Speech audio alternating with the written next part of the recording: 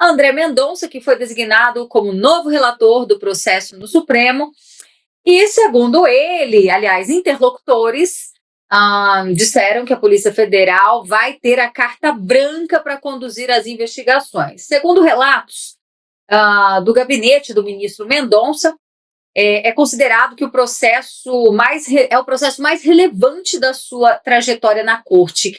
E avaliam também que ele vai algo que vai ficar registrado na sua biografia, viu, Douglas? Por isso que ele pretende conduzir com extrema correção. As declarações foram interpretadas como um gesto de autonomia à PF, sobretudo depois de atritos entre a corporação e o então relator do caso. Também foram vistas como contraponto e posições manifestadas por outros ministros em relação à atuação policial.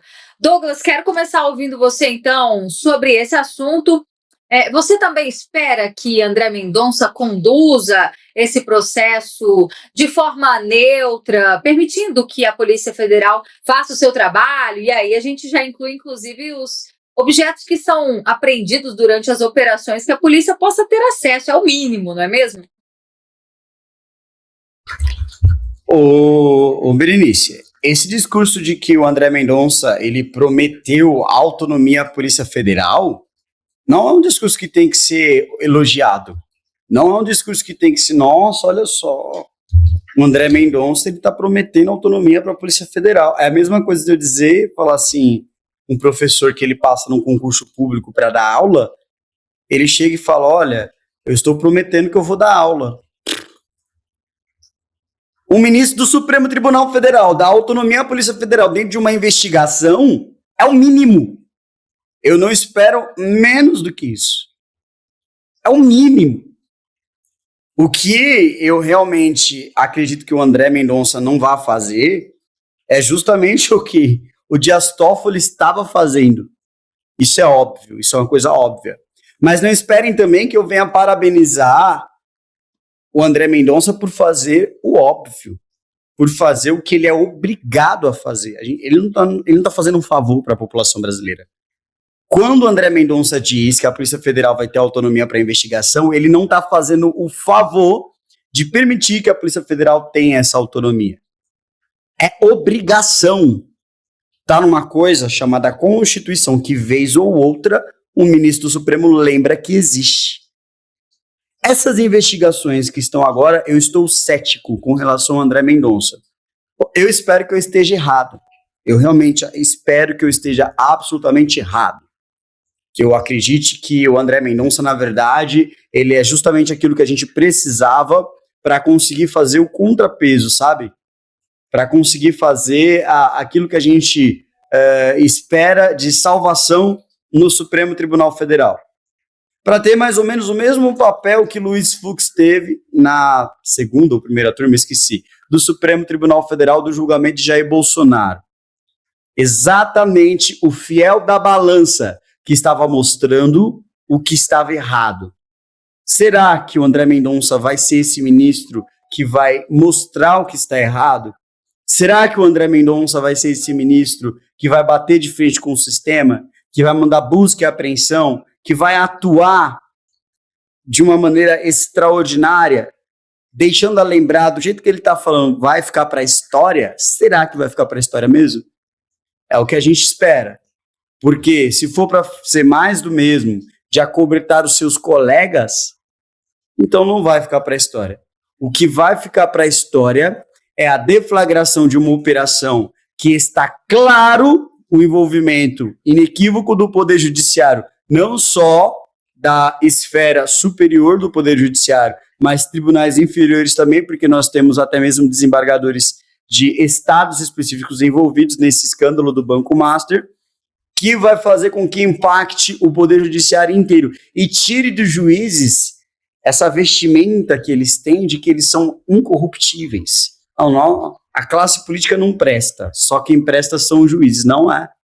O Banco Master, o escândalo do Banco Master está provando por A mais B que o Poder Judiciário e um pau de galinheiro tem exatamente a mesma estatura quando se fala sobre a classe política, Berenice. Perfeito, concordo contigo. Não faz mais do que obrigação deixar que a Polícia Federal faça o seu trabalho. Darcio, quero te ouvir também, trazendo aqui um acréscimo nessa informação de que a Polícia Federal vai encaminhar um relatório sobre o Master ao ministro André Mendonça. Esse relatório vai ser entregue na segunda-feira, dia 23. O documento reúne a investigação que apura supostas fraudes financeiras no banco do empresário Daniel Vorcaro. Bom, é basicamente um relatório de boas-vindas, atualizando o relator do caso. Como você vê essa relação que deve agora se estabelecer entre Polícia Federal e o relator, o novo relator designado para o processo do Master? Olha, eles já fizeram uma reunião, né? A primeira coisa que o Mendonça fez foi se reunir com os membros da Polícia Federal, sobretudo o André Rodrigues. Tem muitas dimensões nessa história aí. Primeiro é que toda vez que eu leio uma notícia, eu faço um exercício de imaginar o oposto. Por exemplo, se o André Mendonça fosse conduzir o trabalho da Polícia Federal, ele diria: Mendonça promete carta branca à Polícia Federal. Se fosse o oposto, ele diria. Então, esse é o tipo de notícia que ela é plantada para poder gerar expectativa. Ou seja, aqui na Exato, a gente vai falar para vocês a verdade. A verdade é que, se não acontecer um trabalho isento da Polícia Federal, você jamais vai ficar sabendo. Ninguém vai dizer. Então, o Douglas Garcia tem toda a razão. Esse é aquele tipo de não notícia. É uma expectativa. A gente só vai saber se a Polícia Federal teve ou não autonomia nos próximos passos, quando chegarem os próximos relatórios. E esse relatório promete, porque ele pretende falar também da relação do Vorcaro com outras autoridades e, quem sabe, até com a esposa de ministro. Acontece que aqui vem um problema, Berenice, que para investigar ministros do Supremo, a Polícia Federal precisa de autorização do próprio Supremo. Será que o Toffoli será investigado devidamente? Vamos lembrar que o Mendonça já atuou com o Toffoli, já escreveu com o Toffoli. Será que o Mendonça vai peitar Alexandre de Moraes, permitindo uma ampla investigação sobre esse contrato suspeito com a esposa dele? É essa a pergunta que a população brasileira está fazendo nesse momento. É essa a pergunta que todos nós queremos saber a resposta. E a resposta não pode se dar por declarações. A resposta se dará por ações. A população brasileira espera um ministro não terrivelmente evangélico, mas terrivelmente justo e que realmente dê autonomia, liberdade e capacidade para que a gente possa buscar justiça pela primeira vez em muitos anos. E olha que está difícil. Essa situação do Vorcaro é muito mais complexa do que a gente pode imaginar. Haja vista que recentemente estourou aí o escândalo das festinhas que ele fazia lá em Trancoso, na casa do dono de uma montadora chinesa, uma montadora de veículos chinesa. Então tem muitas coisas, muitos elementos. O que aconteceu nessas festinhas? Quem eram as autoridades envolvidas? O TCU pediu a apuração de quem são as autoridades envolvidas. Pois eu digo, a Polícia Federal já tinha que estar levantando tudo isso. Isso interessa à população. Agora, é importante saber, né? A Polícia Federal vai fazer tudo isso em segredo ou teremos a instalação da CPMI do Banco Master? O Alcolumbre está sendo pressionado para que isso não aconteça. E aí cabe à população brasileira exigir que aconteça. E é por isso que todos estarão dia 1º de março nas ruas. A gente deseja um Brasil passado a limpo. E é isso que precisa acontecer.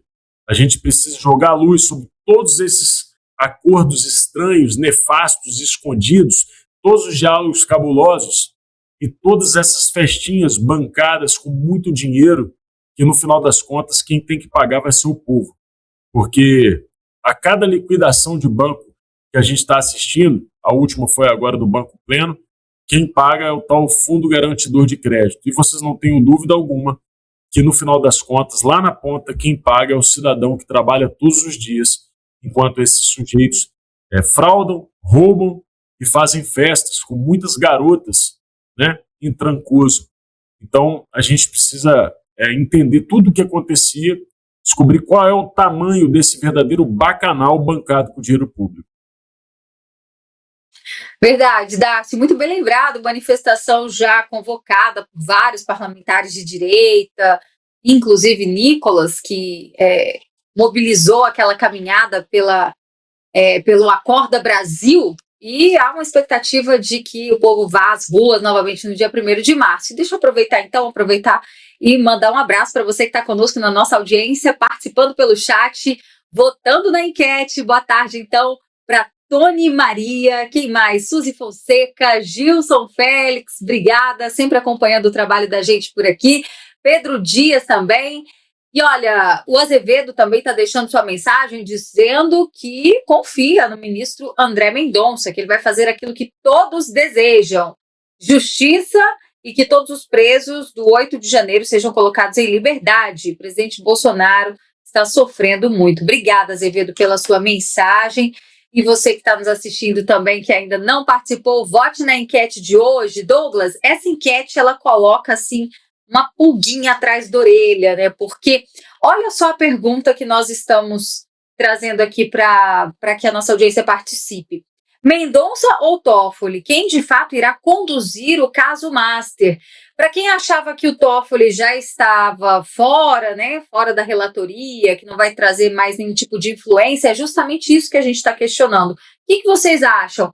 Mendonça vai assumir 100% o caso? Ou Toffoli tem seus esquemas? A opção também aqui que a gente traz para vocês, que o Mendonça vai lutar por justiça e Toffoli vai minar a investigação. Bom, Mendonça assumindo 100%, está com 61% dos votos, né? Então o pessoal está acreditando que o Mendonça vai assumir o caso 100%, sem interferências, inclusive, do Dias Toffoli. Em segundo lugar, Toffoli vai minar a investigação. E isso pode estar relacionado às provas, pedido de anulação das provas, né, enquanto ele estava na relatoria. Eu vejo por esse lado também. Com 13%, Mendonça vai lutar por justiça e, por fim, Toffoli tem seus esquemas, está em última colocação. Bom, Douglas, quero te ouvir em relação à Polícia Federal, porque as informações da Revista Oeste é de que há um racha na PF depois dos recentes desdobramentos do escândalo do Banco Master. E quem teria falado isso é um integrante da corporação com mais de 20 anos de experiência. Segundo a fonte, existiria um pequeno núcleo de agentes lotados aqui em Brasília que estaria alinhado com as vontades de André Rodrigues, que é o diretor-geral da PF e aliado de primeira hora também do presidente Lula. Ele, por sua vez, atuaria em benefício do governo Lula e do Supremo Tribunal Federal. Bom, como você avalia, né, de fato, quem representa a instituição da Polícia Federal é o André Rodrigues, e nele não sei se dá para confiar. Então, acredito que existe mesmo esse racha, parte da Polícia Federal trabalha de forma técnica, mas às vezes a influência do André pode atrapalhar também. Como você avalia? Berenice, esse racha da Polícia Federal ele existe desde 2019, quando Alexandre de Moraes impediu a nomeação de Alexandre Ramagem como diretor-geral da Polícia Federal. Isso é uma coisa que precisa ficar clara. Desde aquela época até hoje, nós temos um aparelhamento de parte da Polícia Federal que foi feito por intermédio do sistema para manter uma ala dentro do próprio sistema protegida, dentro de uma redoma que não pode ser tocado. Por isso, nós tivemos, nos últimos anos, operações deflagradas de busca e apreensão na casa de centenas de pessoas inocentes. E aqui eu não estou falando apenas dos presos políticos do 8 de janeiro, estou falando de deputados e senadores que tiveram a sua casa invadida pela Polícia Federal porque postaram meme, cometeram o crime de postar um meme. Essa Polícia Federal foi a mando de Alexandre de Moraes, veiculado através da pessoa que ele queria dentro da Polícia Federal. Vejam só que coisa. O Alexandre de Moraes, ele tem um perfil de uma pessoa que sempre trabalhou politicamente e juridicamente. Se Se você olhar em retrospecto a sua história, ele foi promotor de justiça, secretário de justiça do estado de São Paulo, secretário ministro de Justiça e Segurança Pública do governo Temer, secretário de Segurança Pública do estado de São Paulo, melhor dizendo, dentre outras coisas, outros aparatos que ele, durante toda a sua caminhada, foi arregimentando. E toda vez que você passa por um cargo importante, Berenice, você adquire uma coisa chamada experiência e, acima de qualquer outra coisa, influência. Você passa por um cargo importante, você exerce influência, você cria pontes, você fortalece todo o seu know-how, todo o seu networking, né? Você fortalece os seus braços, os seus tentáculos para você poder articular, conversar. Isso é feito diuturnamente através de políticos. Isso é um trabalho político que é feito no Congresso Nacional, nas Assembleias Legislativas, uma coisa comum. Mas quando isso é feito por intermédio de um ministro do Supremo Tribunal Federal, de um juiz, é aí que você tem o problema. E o Alexandre de Moraes, ele construiu essa base dele desde a época em que ele era promotor de justiça. Passou-se todo esse tempo, ele sempre conseguiu colocar os seus asseclas dentro de cada instituição importante. Daí é que quando você viu a Jair Bolsonaro nomeando uma pessoa que ele não queria para diretor-geral da Polícia Federal, ele simplesmente meteu a canetada e derrubou. Por quê? Porque senão não teria conseguido fazer tudo o que ele fez. Eu duvido que se Alexandre de Ramagem fosse diretor-geral da Polícia Federal, o Alexandre de Moraes teria feito tudo aquilo que ele fez. Porque foi importante para o Alexandre de Moraes controlar. E olha só que absurdo, meu Deus do céu, isso é um absurdo tão grande, que a imprensa mesmo fala que os ministros do Supremo auxiliaram o governo Lula na indicação de determinados cargos, não só da presidência da República, como também para alguns cargos envolvendo o Poder Judiciário, que era ministro do Tribunal Superior Eleitoral, ministros que faziam parte de tribunais inferiores, ou seja, desembargadores para o Tribunal Regional Federal. Eles conversaram entre si para ter uma composição dentro das instituições jurídicas do país. Então não me surpreende que a Polícia Federal hoje esteja completamente aparelhada pelo sistema justamente para ter essa briga daqueles que foram indicados politicamente para proteger a sua redoma, a sua bolha, para aqueles que realmente estão trabalhando para que a Polícia Federal seja uma instituição limpa. E é óbvio que a gente precisa brigar para que aqueles que estão hoje trabalhando para que a Polícia Federal reconquiste o seu nome no mercado, porque o nome da Polícia Federal foi jogado lá embaixo, tenham vitória nessa guerra, tenham vitória nesse cabo de força. Eu não sei se sozinhos eles vão conseguir. Eles precisavam do Senado. O Senado agora mais do que nunca seria necessário o principal auxiliar na Polícia Federal nessa guerra contra a corrupção sistêmica que existe no Brasil. Mas, infelizmente, o Senado faz parte da corrupção. Porque nós, infelizmente, ainda não temos uma maioria. E é por isso que a gente precisa brigar todo santo dia para a retomada do Senado. E enquanto isso não acontece, vamos rezar muito para que a Polícia Federal briga e vença essa briga interna que está acontecendo hoje dentro da instituição, Berenice.